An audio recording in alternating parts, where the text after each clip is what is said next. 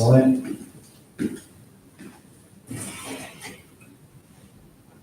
عامل روانی را عامل روانی چه کسا بودن بشه روان چی را میکنم تابتون فکرتون مناسبتون روزانه چه میگرده همین چه رو کسا میکنم اونم کسا شد çok güzel konuyor. Ben konuyu fiziki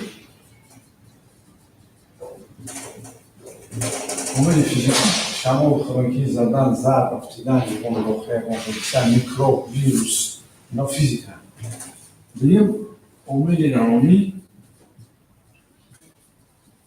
روانی با این داخل میشه تب فکر و اندیشه ها مناسبت جنجال پسندی خوشبختی و خیلی حس خفگی کینه نفرت عداوت میشه سوم عامل اجتماعی هست عامل اجتماعی چه؟ зарплата, даромад, хароҷот вақте ки муносибат ҷойи кор масалан ҷойи кор дорем уманоси ки атрофи мост оила баъзе дохил мешавад. чорум омили ирсия омили ирсӣ вақте ки дар мо навишта ген ҳамин чор чиз одамро касал мекунад.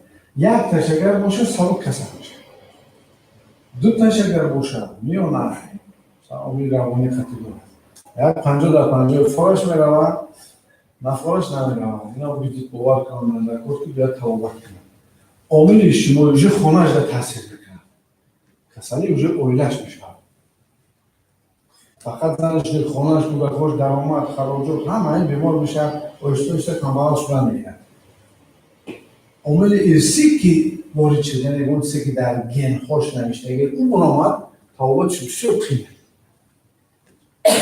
اما ما عامل روانی رو میگیم مهمه یکم اول عامل چیست عامل روانی های ما هم نمیخواهیم که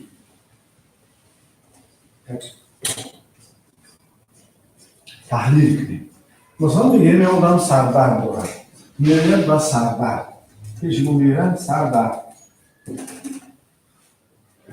سردرد تفاوتیه شده آزاده میشه اکنون تصادف نشد سردرد تفاوتیه داره میشه این مالک سوچه سوچه همین بیایشه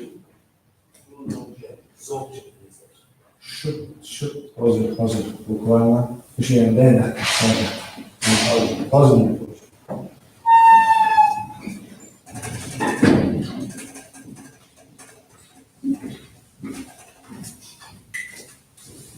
همه تصادف سردرد از سفرمیه میگن مثلا سردرد یک ناراحتی است که آدم در ولایت سر خود حس میکنن سبب‌های گوناگون 250 نامه لیکن 70% از حساب شدت از حساب напряжение زبان ما ترکی میگن شدت تو تصور میگی یک سینه که باید در 100 ولت برود ما 250 را 300 هم میگذارونیم سیم گرم میشه آدم هم خیلی یعنی که شدت شو قدر میشه که مایه محکم میشه گردش آب نادرست میشه آب میمونه و خاراکترهای وسپالین یعنی که اون طبیعت وسپالین التهاب داره پیدا میشه اگر تو تصور کنید که شدت سبب دانشتن که سردرد شد با نگاه کنید شدت میتونه یک طرفه باشه نامش چیه میگرین که ما میگرین پرکتیس که دارو میخوریم فایده نداره الان ما میبینیم میگرین نمیبینیم فکریه یا که احساسیه اگر عالی باشه فکریه میشه اگر که حساب زندگی باشه از احساسه از احساسش میگرین چطور میگرین آب خون میرود فرمادنش خیلی ورمی نیرون ها پیدا میشد ورمی فونکسیونالی یعنی که هنوز در ساختار حجره ها تاثیر نرسانده است ما میگرین سببش میبینیم احساس ما میکنیم یا فکرش. ببینیم کدوم فکر هر وقت هر دوش میشه. اما همین احساس ما تو نگیریم. برطرف نکنیم ساز نمیشه میگیریمش. هر زمان آمدن میگه. یه بار بعد هر هفته یه بار بعد هر روز تکرارش نمیشه. یعنی که ما چیکار میکنیم؟ ما در اینجا شیدت چه میگیریم؟ احساس نگاه میکنیم. بسیار وقت احساسی انتظاری کاری بد دارد. احساس انتظاری کاری بد. همه وقت انتظاری که از یکان با خیر ناخوش میشه. همه وقت نارضا است از اون چیزی که با او شدست است. زندگی یک طرف نظم داره، یک طرف دیگه عموما رضا نیست. از اون چیزی که با او شدست است. حیاتش خطی راضی نیست. انا همین ما اگر راضی کنیم، همین شدت برهم میکنیم. در زندگی یکم باید چی ببینیم؟ یکم باید راضی باشد، راضی بودن، دویم دیدن چیزهای خوب، چیزهای نفس در زندگی، سوم کوشش ایواز شدن و البته مراجعت و دکتر اسپسیالیست متخصص.